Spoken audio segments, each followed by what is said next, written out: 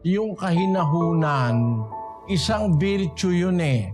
Katangian ng isang tao yun. Hindi lahat ng tao merong ganon. Kaya nga ang Kristiyano, dapat na yung virtue na yon ma-acquire natin. Maraming mga virtues na itinuturo ang Biblia, gaya ng pag-ibig. Sa loob ng pag-ibig, maraming virtues na nakapaloob. Ang pag-ibig, mapagpahinuhod. Ibig sabihin, madaling mapahinuhod. Madaling magpatawad, madaling makumbinsi, hindi matigas ang puso pag ang tao may pag-ibig. Ang pag-ibig, magandang loob. Virtue yun. Ang pag-ibig, hindi nananaghili, hindi inggitero. Ang pag-ibig, hindi nagmamapuri, hindi mapagpalalo, hindi nag-uugaling mahalay, hindi hinahanap ang kanyang sarili, hindi nayayamot. Ayon. Yung kasing mayayamutin, magagalitin yon. Hindi mahinahon ang pag-iisip nun. Ang taong magagalitin, hindi mahinahon. Dapat mag-isip na may kahinahunan. Ang sabi dun sa 12:3 ng Roma, Sapagkat sinasabi ko, sa pamamagitan ng biyaya na sa akin ay ibinigay sa bawat tao sa inyo, na huwag mag-isip sa kanyang sarili ng totoong matayog kaysa nararapat niyang isipin, kundi mag-isip na may kahinahunan ayon sa kasukatan ng pananampalataya na ibinahagi ng Diyos sa bawat isa.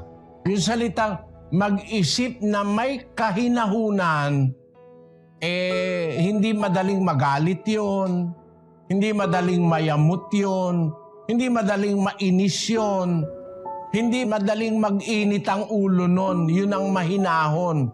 Yung sinasabi sa Kawikaan, ang galit ng mangmang nahahayag agad. Madaling mahayag. 29:11 at saka 14:29 ng Kawikaan. Inihihinga ng mangmang ang buong galit niya, ngunit ang pantas ay nagpipigil at tumitiwasay.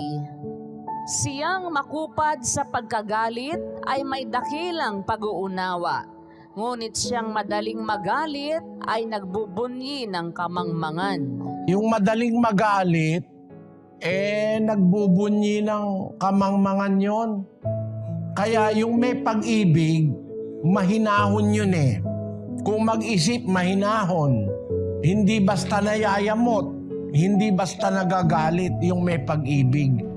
Yun mga virtues sa ilalim ng pag-ibig. Kaya kung mag-aaral ka ng pag-ibig na nasa Biblia, kapatid, magiging mahinahon ka. Bawa, kagalit-galit yung ginagawa ng isang tao, meron kang virtue ng pag-ibig. Mahal mo yung kapatid mo, mahal mo yung kapwa mo, hindi ka basta magsasalita ng makakasakit ng damdamin ng kapwa. Magiging makupad ka sa pagkagalit. Magiging mahinahon ka. Kasi ang galit ng mangmang agad nahahayag, sabi sa Biblia. Kaya kilalang-kilala mo yung mangmang, madaling magalit eh. Galit agad, nakasigaw agad, nakasinghal agad. Kung magsalita, walang pag-aalaala sa kapwa-tao kung masasaktan ng kapwa o hindi. Ganun ang mga mangmang. Pero yung nag-uunawa, sabi sa Biblia, siyang makupad sa pagkagalit, may dakilang pag-uunawa. Ngunit siyang madaling magalit, nagbubunyi ng kamangmangan. And tanong mo, paano mapapanatili yung kahinahunan? Matuto kang umibig, kapatid. Halimbawa, mahal ko ang isang tao. Kahit nagagalit na ako, hindi pa rin ako nagagalit, napipigil ko kasi mahal ko yung isang tao eh.